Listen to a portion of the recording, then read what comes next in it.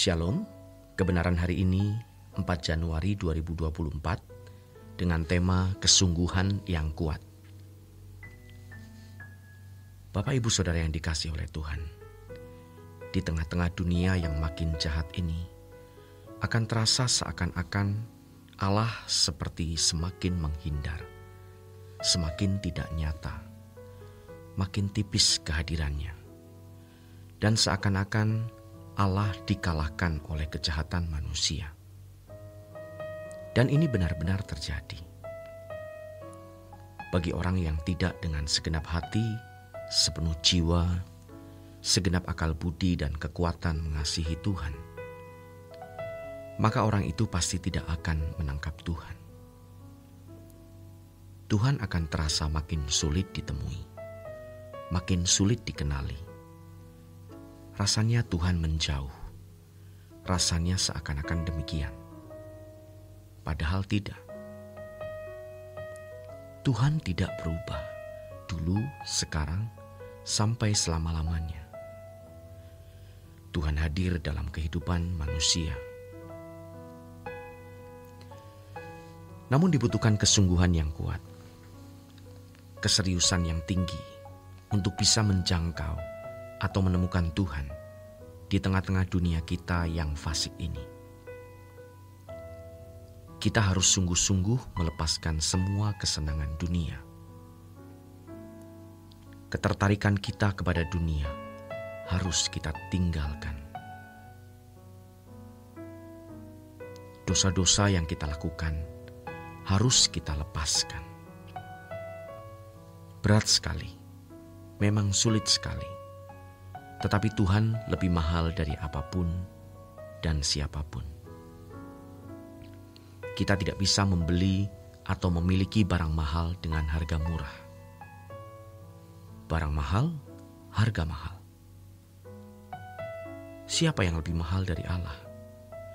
Apa yang lebih mahal dari Allah? Tidak ada.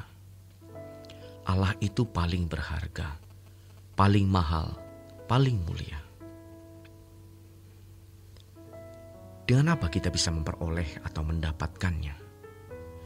Tentu dengan segenap hidup yang kita pertaruhkan untuk mencari hadirat Tuhan, mencari wajah Tuhan. Sejatinya hanya orang yang kehilangan nyawa karena Yesus, demi pengiringan kepada Yesus, yang akan memperoleh nyawa. Nyawa bicara mengenai kehidupan. Nyawa bicara mengenai suasana jiwa.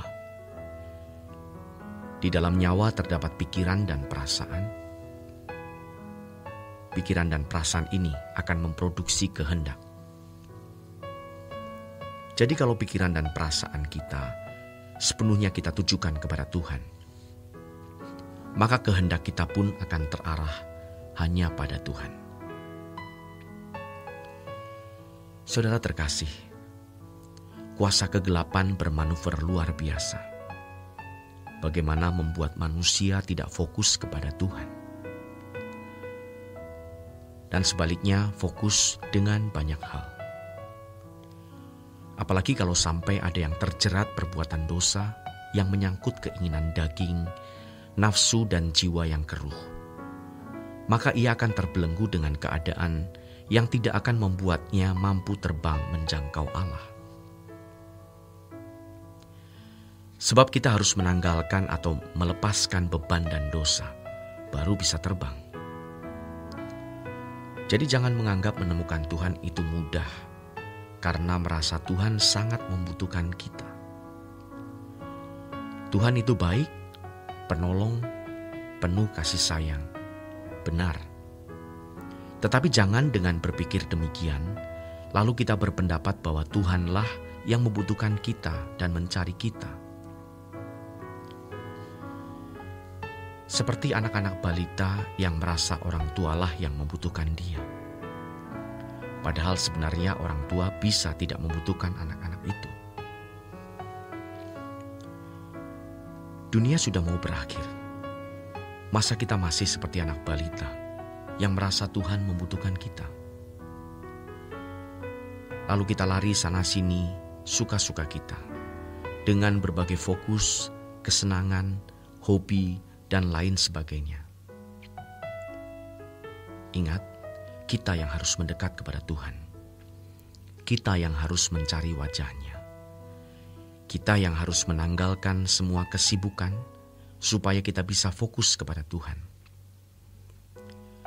Kecuali kesibukan mengurus keluarga, kesibukan mencari nafkah, jelas itu harus kita penuhi. Tetapi selebihnya untuk hal yang tidak perlu, jangan sentuh. Kedepan Tuhan akan sulit ditemukan, namun bukan karena Tuhan mempersulit untuk ditemui, melainkan karena suasana dunia kita yang fasik. Dan tanpa disadari, itu merusak cara berpikir banyak orang Kristen. Selera jiwa orang Kristen yang tidak lagi memiliki kehausan dan kerinduan akan Allah, itu membuat Tuhan terasa jauh, tidak hadir. Padahal Allah tidak berubah. Allah setia memelihara kesetiaannya sampai selama-lamanya. Allah yang tidak pernah meninggalkan perbuatan tangannya. Maka kita harus se-ekstrim-ekstrimnya, sefanatik-fanatiknya mencari Tuhan. Kita harus membangun sebuah rutinitas, membangun sebuah irama hidup mencari Tuhan. Jadi jangan bergaul dengan orang yang membuat pikiran kita rusak. Kita bisa ditawan oleh teman-teman dengan segala kesenangan dan gaya hidup yang tidak mengenal Allah.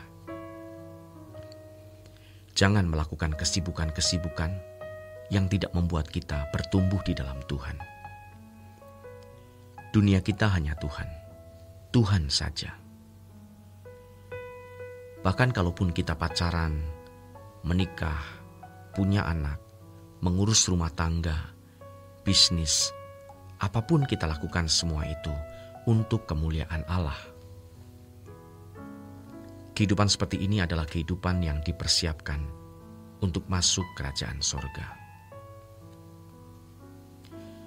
Saudara yang terkasih, kalau dunia seseorang hari ini adalah dunia fasik, maka ia tidak akan layak masuk ke dalam kerajaan sorga.